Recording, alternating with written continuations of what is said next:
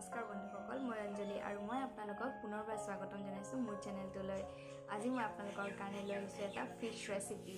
কিন্তু ৰেচিপিটো শ্বেয়াৰ কৰাৰ আগতে এটা সামান্য ৰিকুৱেষ্ট আছে মোৰ, যিসকলে এতিয়ালৈকে মোৰ চেনেলটোক ছাবস্ক্ৰাইব কৰা নাই প্লিজ ছাবস্ক্ৰাইব কৰি দিব। তেন্তে দেৰি নকৰাকৈ আহকচোন চাই লওঁ ৰেচিপিটো মই কেনেকৈ বনালোঁ। আজিৰ ৰেচিপিটো বনাবলৈ মোক যিখিনি সামগ্ৰীৰ প্ৰয়োজন হ'ব সেইখিনি মই আপোনালোকক প্ৰথমতে দেখুৱাই লৈছোঁ। ইয়াত মই লৈছোঁ মাছ, এয়া ৰৌ মাছ হয়, 4 পিচ লৈছোঁ। লগতে ইয়াত আছে জিৰা গুড়ি, ৰঙা জলকীয়া গুড়ি আৰু হালধি। আৰু এই ৰেচিপিটো বনাবলৈ আমি সৰিয়হ তেল ব্যৱহাৰ কৰিম। ইয়াত আছে দৈখিনিৰ পৰা মই পানীখিনি নিকৰাই লৈছোঁ। আৰু লগতে ইয়াত আছে এইখিনি হৈছে সৰিয়হ আৰু পষ্টগুটি, এইখিনি মই পেষ্ট বনাই লৈছোঁ একেলগে। আৰু মই ইয়াত ৰঙা সৰিয়হটো ব্যৱহাৰ কৰিছোঁ, আপোনালোকে হালধীয়াটো ব্যৱহাৰ কৰিব পাৰে। লগতে ইয়াত লৈছোঁ মই নিমখ সোৱাদ অনুসৰি আৰু লৈছোঁ কেইটামান কেঁচা জলকীয়া ফালি পেলাই। লগতে মোক প্ৰয়োজন হ'ব সূতাৰ, মোৰ তাত এতিয়া ডাঠ সূতাটো নাই, আপোনালোকৰ তাত যদি ইয়াতকৈ ডাঠ সূতাটো থাকে তেতিয়াহ'লে সেইটো ল'ব। আৰু লাগিব আমাক কলপাত। এতিয়া মই প্ৰথমতে মছলাখিনিৰে এটা পেষ্ট তৈয়াৰ কৰি ল'ম মাছটো মেৰিনেট কৰিবলৈ।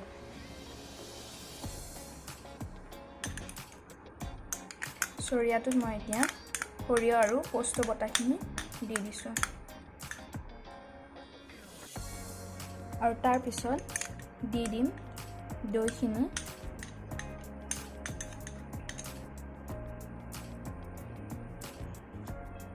লগতে দি দিছোঁ হালধি, জলকীয়া গুড়ি আৰু জিৰা গুড়িখিনি।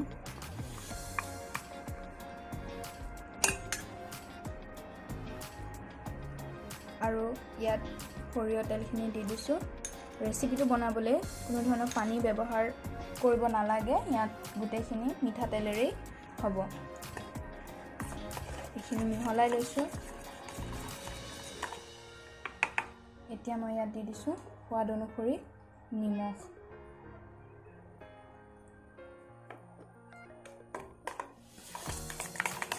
আকৌ এবাৰ মিহলাই লৈছোঁ ভালদৰে। আৰু মছলাখিনি ৰেডি হৈ গৈছে। এতিয়া মই ইয়াত মাছৰ পিচকেইটা দি দিম।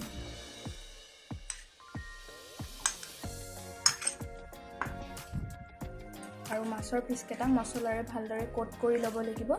আৰু কোট কৰি হৈ গ'লে এইখিনি মেৰিনেশ্যনৰ কাৰণে থৈ দিব লাগিব। মিনিমাম 20ৰ পৰা 30 মিনিট কৰিব। এইখিনি ভালদৰে মাছৰ মিহলাই দিব লাগিব।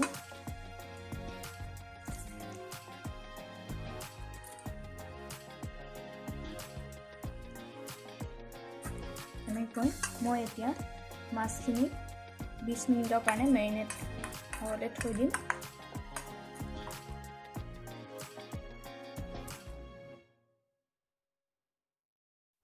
এয়া মোৰ মাছখিনি প্ৰায় আধা ঘণ্টা হৈ গৈছে মেৰিনেট কৰি থোৱা। এইখিনি মই এতিয়া কলপাতৰ ভিতৰত ধুনীয়াকৈ বান্ধি ল'ম। আকৌ এবাৰ ধুনীয়াকৈ মিক্স কৰি লৈছোঁ গোটেইখিনিকে।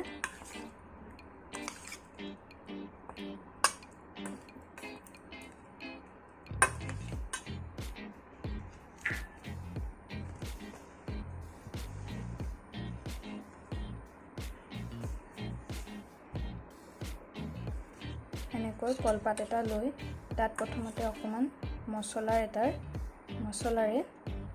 এনেকৈ ধুনীয়াকৈ লেয়াৰ এটা দি দিলে হ'ল। তাৰপিছত মাছটো ধুনীয়াকৈ ইয়াত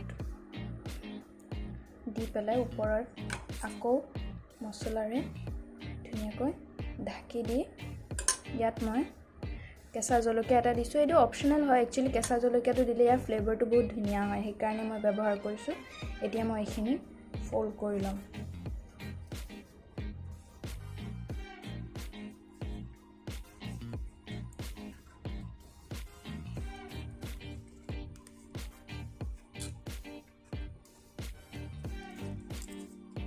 এনেকৈ টোপোলা এটা বনাই এইটো এতিয়া সূতাৰে বান্ধি দিব লাগিব।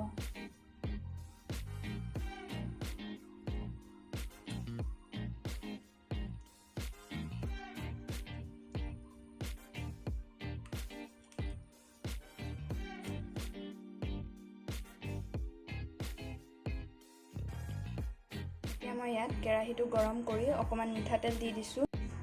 লো হিটত এতিয়া মাছকেইটা ধুনীয়াকৈ ভাজি ল'ম।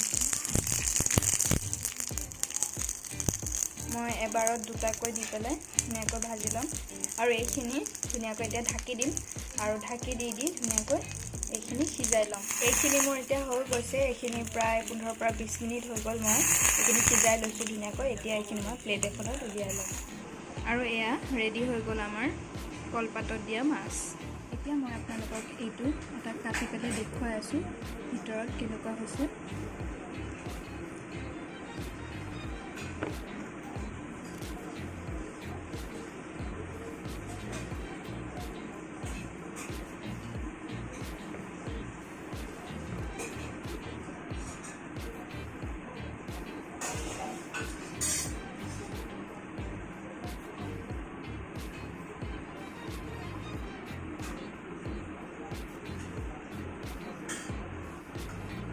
মই এটা কাটি দেখুৱাইছোঁ মাছটো ভিতৰৰ পৰা সিজিছে নে নাই চাওকচোন, কিমান ধুনীয়াকৈ সিজি গৈছে, একদম জুচি হৈ আছে এইটো।